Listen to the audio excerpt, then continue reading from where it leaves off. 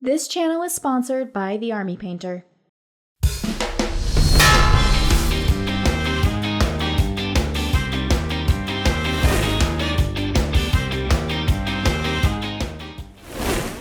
While the Forgefather's Seekers Detachment is now the most Salamanders-coded detachment available to Space Marines, it was preceded by Firestorm Assault Force.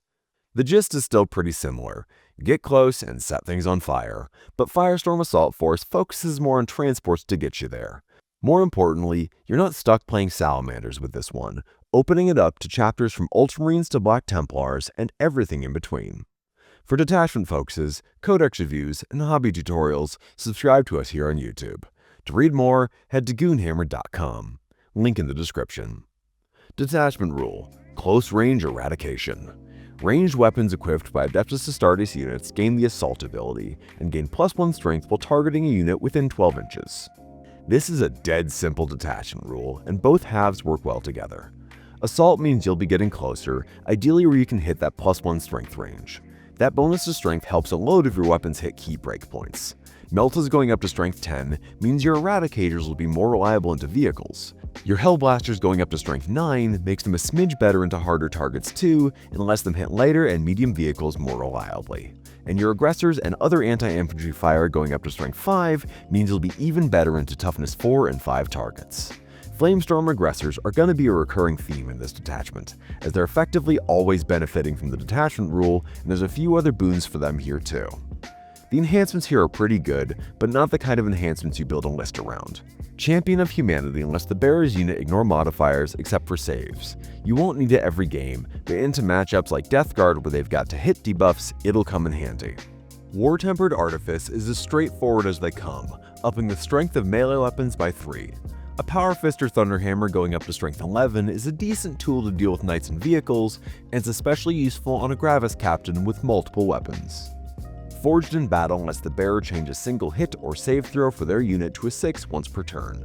While it's good to make that clutch save, it can also be used to guarantee a critical hit, letting you trigger a lethal hit from a lieutenant or an apothecary by a Lotus. Adamantine Mantle offers a flat point of damage reduction for the bearer, or changes a Torrent or Melta weapon to a flat 1, which is pretty thematic. Unfortunately, with the way modifiers work, the damage bonus from the Melta rule applies after the damage reduction, so while you might change the damage of Fuegan's die roll of damage to a 1, that Melta 6 will still punch a hole clear through you. The stratagems largely play into the close range and transport-centric playstyle that this detachment likes. Armor of Contempt reduces the AP on an enemy attack for 1 activation by 1. It's a generally useful defensive buff, and with how good Land Raider Redeemers are in this detachment, it'll be great to keep one alive. Crucible of Battle gives an infantry unit +1 to wound in the shooting or fight phase against the closest eligible target within 6 inches. This is per model, so you'll want to be careful with positioning. It's strong if you get your models in the right spot though. Rapid Embarkation lets a unit hop back into an empty transport at the end of the fight phase, provided they're wholly within 6 inches. If you position your units well, you could have a unit jump out of a transport, charge and kill something, then hop back into the empty transport, or just stick your heads out long enough to blow something away in shooting before hiding away. Note that it's any fight phase, so you've got options here. Immolation Protocols gives a unit's Torrent weapons devastating wounds. Aggressors with their twin-linked Flamestorm gauntlets are your best bet here, as they get to reroll wounds to maximize your chance of getting death wounds. It's expensive at 2 command points, so consider a Gravis captain to reduce the cost. Onslaught of Fire is used on a unit that just jumped out of a transport, giving them +1 to hit against the closest eligible target within 12 inches, forcing a Battle Shock test if they kill a model. Getting bonuses to both hit and your strength through the detachment can make for some really reliable shooting, and forcing a Battle Shock test could turn off defensive stratagems for a target, or just flip an objective for you. Burning Vengeance lets a unit jump out of one of your transports and shoot back at the unit that just shot up their ride. They can only target that unit and they need to be an eligible target, but it is a great way to punish the sort of incidental fire people don't think about very often. Pair it with Rapid Embarkation if you've got the command points to burn. As you might expect, the detachment encourages you towards a fast-moving, maximum aggression playstyle. This isn't one for sitting in your backfield. Fittingly, both Flamer and Melta weapons see some significant boosts here. The increased strength is great for both of them, though Melta feels the heat a bit more as it moves from strength 9 to strength 10, helping it hit those crucial toughness breakpoints. Assault also means your tubby aggressors and eradicators are better at getting into range, and they're better here than just about anywhere else.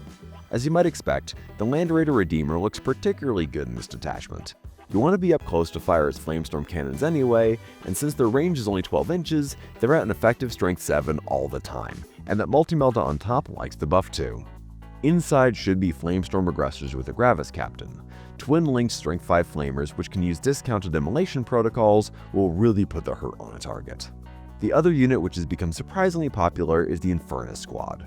When paired with Vulcan Hastan for maximum salamander flavor, these guys are putting out 10d6 strength 6 shots with Torrent and Ignores cover, and Vulcan can grant wound rerolls against whatever their target is, so they're effectively also twin-linked. You can also just run both, since the captain in the aggressors allows them to double up on immolation protocols. That means a lot of flamer-based devastating wounds coming your opponent's way. Storm Speeders also look good here. The Hammer Strike's Melta weapons like the buffs here, while the Thunder Strike and Hail Strike both offer different benefits, depending on whether you want to help your Flamers and Meltas destroy vehicles or infantry. Now let's go over the strengths and weaknesses. Reactive threats.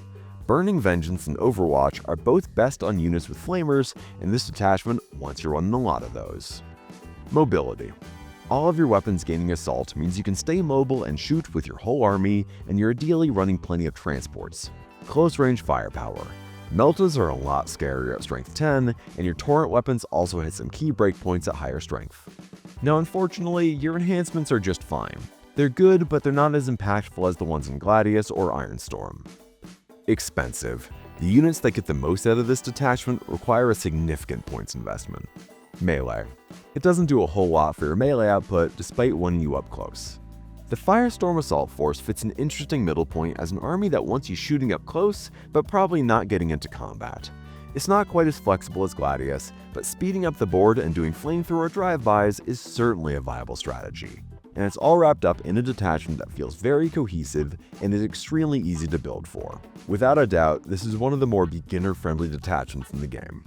If you want to read more about this detachment and check out a sample list, head over to goonhammer.com.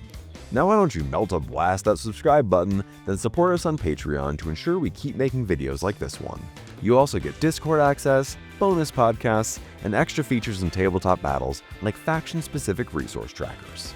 I've been Trogdor McBurninator, burninating the countryside. Thanks for watching.